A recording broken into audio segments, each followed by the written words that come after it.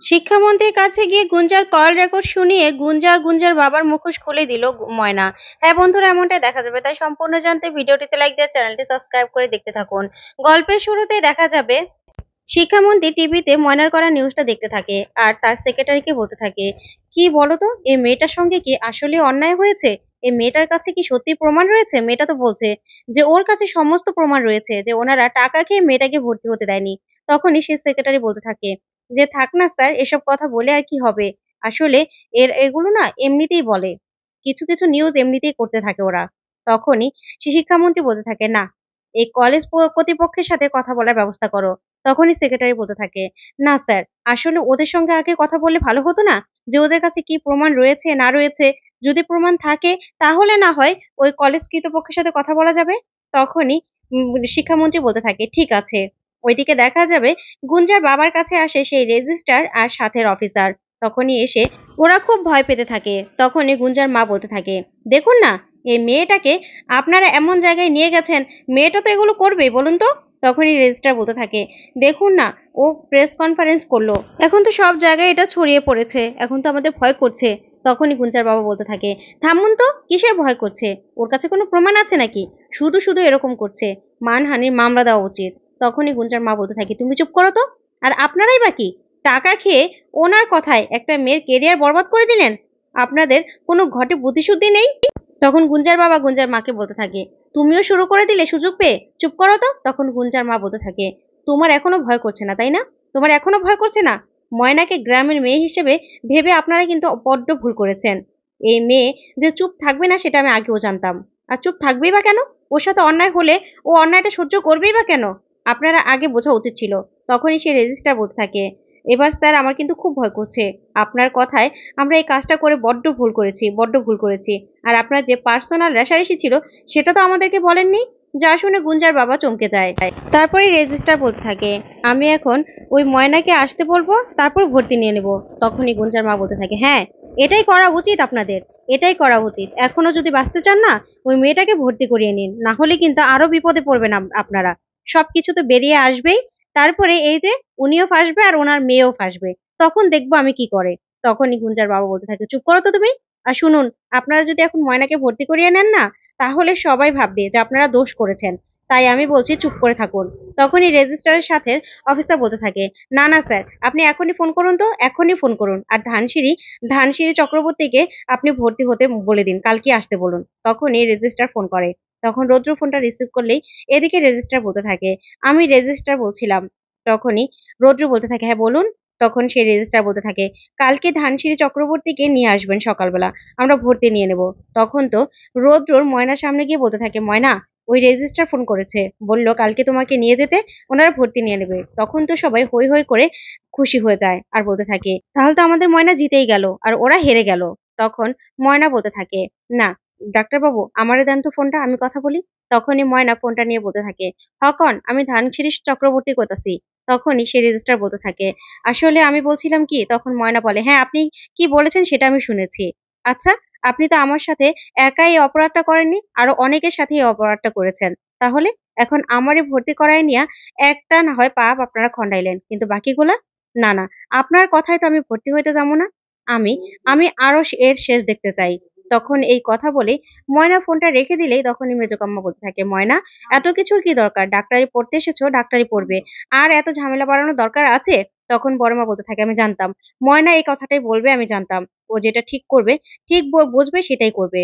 তখনই রতুরের বাবা বলতে থাকে, ময়না, এত ঝামেলা করার দরকার ছিল রে মা, কেন এরকম ঝামেলা করছিস? তখন ময়না বলতে থাকে, বাবা কি করবো বলতো, এরকম আরো মানুষের সাথে এরকম করেছে ওরা, তাহলে কেন ওদেরকে ছেড়ে দেব? ঠিক তখনই দেখা যাবে বিহার বলতে থাকে, এই দাদা ভাই দেখ, ময়নার ময়নার ভিডিওটা না মিডিয়াতে পোস্ট করা হয়েছে, দেখ দেখ, সবাই বলছে যে ময়নার হয়ে আমরা লড়াই করব, ময়নার সাথে এই অন্যায় আমরা কিছুতেই মানবো না। তখনই বজ্র বলতে থাকে, দেখ দাদা ভাই, একজন তো লিখেছে 3 বছর আগে আমার সাথেও এরকমটা হয়েছিল, ময়না তুমি এগিয়ে যাও, তোমার পাশে আছি। তখন এই কমেন্ট গুলো দেখে সবাই খুব খুশি হয়ে যায়। তখনই রৌদ্রের কাছে একটা মেয়ে ফোন করে, ফোন করে বলতে থাকে, দেখুন 3 বছর আগেও না এই রেজিস্টার আমার সঙ্গেও এই একই কাজ করেছিল, আমি ধানসিঁড়ি চক্রবর্তীর সাথে কথা বলতে চাই। তখনই ময়না বলতে থাকে, হ্যাঁ বলুন। তখনই মেয়েটা সবকিছু খুলে বললে ময়না বলতে থাকে, আচ্ছা কোর্টে যদি আপনাকে আসতে বলি আপনি এসে এই কথাগুলো বলতে পারবেন? তখন মেয়েটা বলতে থাকে, হ্যাঁ, হ্যাঁ, কি বলছো তুমি? আমার জন্য আমি লড়াই করতে সাহস পাইনি। কিন্তু তোমার এই লড়াই দেখে আমি তোমার পাশে আছি। আমি সবকিছু করতে পারবো, সবকিছু। তখন তো ময়না বলতে থাকে, আচ্ছা ঠিক আছে আপনার ফোন নাম্বারটা আমি সেভ করে রাখছি। এই বলে ময়না ফোনটা রাখলেই তখনই রৌদ্রের বাবা বলতে থাকে, ছি, ছি, ওনারা এত খারাপ। এগুলো যে কেন করে সেটাই বুঝতে পারছি না। তখনই রৌদ্রের বাবা বলতে থাকে, আচ্ছা ময়না তুই যে বললি তোর কাছে প্রমাণ রয়েছে কোর্টে দেখাবি। কি প্রমাণ রয়েছে ময়না? তখন ময়না বলতে থাকে, আছে বাবা, আছে বললাম তো। কোর্টে গিয়ে দেখাবো।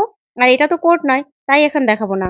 তখনই রৌদ্রের বাবা বলতে থাকে, আচ্ছা কি প্রমাণ? একটু হিংস দে। তখন ময়না বলতে থাকে, ওরা যে টাকা লইয়া এই কাজটা করছে সেটার প্রমাণ আমার কাছে আছে। এটাই হিংস। তখনই রৌদ্রের বাবা বলতে থাকে, দেখেছিস? এটা নাকি হিংস। তারপরেই ময়নার বড় মা বলতে থাকে, আচ্ছা মেয়েটা যখন বলতে চাইছে না, থাক না, থাক না এসব কথা।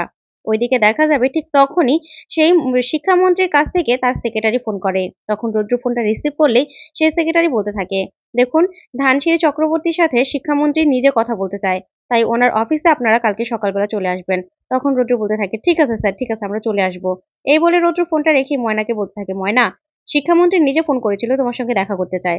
তখন তো সবাই খুব খুশি হয়ে যায়। ছোট মা বলতে থাকে, ময়না তুই তো ফেমাস হয়ে গেলি রে মা, শিক্ষামন্ত্রীও তোর সাথে দেখা করতে চায়। তখনই ময়নার শ্বশুর বলতে থাকে, আচ্ছা ময়না, ওনারা যদি নিজে সবটা মীমাংসা করে নিতে চায়, ওই কলেজের সাথে কথা বলে সবটা মীমাংসা করে দেয়, তখন কি করবি? তখন ময়না বলতে থাকে, না না বাবা, আমার মনে হয় না এরকমটা কিছু হইব। আর যদি হয় তাহলে তো আরেকটা লড়াই শুরু হয়ে যাব।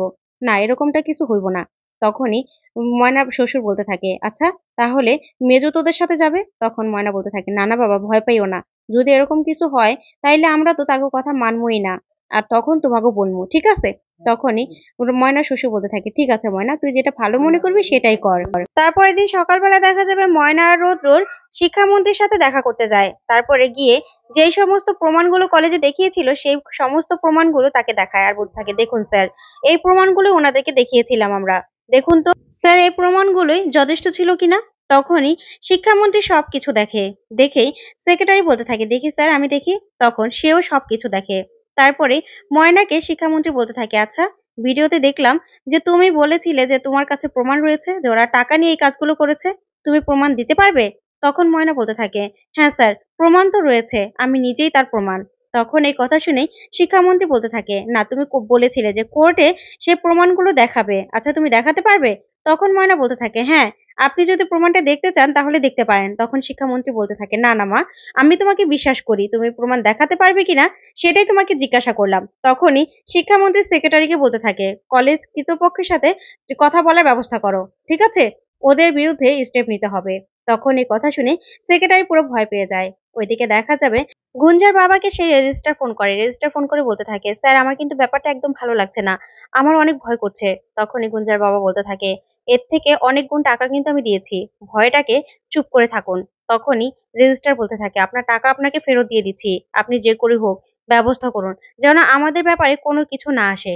তখন এই কথা শুনেই ভয় পেয়ে যায় গুঞ্জার বাবা আর বলতে থাকে, ঠিক আছে ফোনটা রাখুন আমি দেখছি। তখনই সেই শিক্ষামন্ত্রীর সেক্রেটারিকে ফোন করে গুঞ্জার বাবা আর বলতে থাকে, তুই কি করছিস বলতো? তখনই সেই সেক্রেটারি বলতে থাকে, দেখ আমি তোর কথায় অনেক কিছু করেছি। এখন আমার না নামটা এসে পড়ে। আমি তো বুঝতে পারছি না। তখন গুঞ্জার বাবা বলে, তোর পয়সাতেই তো আমি সবকিছু করেছিলাম। তখন সেই সেক্রেটারি বলতে থাকে, দেখ শিক্ষামন্ত্রী নিজে ওদেরকে ডেকে কথা বলেছে আর সবটা জেনেছে। তাই এখানে না আর কিচ্ছু করার নেই। তুইও একটু চুপ করে থাক। কারণ কান টানলে তো মাথা আসে। ওই ময়না কিন্তু এবার কানটা টেনে দিয়েছে। এবার মাথাটাও কিন্তু চলে আসবে। তাই আমি বলছি তুইও সাবধানে থাক। না হলে সবটা এবার সামনে চলে আসবে। যা শুনে গুঞ্জার বাবা ভয় পেয়ে যায় আর বলতে থাকে, না না, কিছুতেই আমি সামনে আসতে পারবো না। আর আমার ব্যাপারে কি জানে? আমি যে টাকা দিয়েছি সেটা তো ময়না প্রমাণ করতেই পারবে না। তো বন্ধুরা আজকের আপডেটটি কেমন লাগলো অবশ্যই কমেন্ট করে জানাতে ভুলবেন না।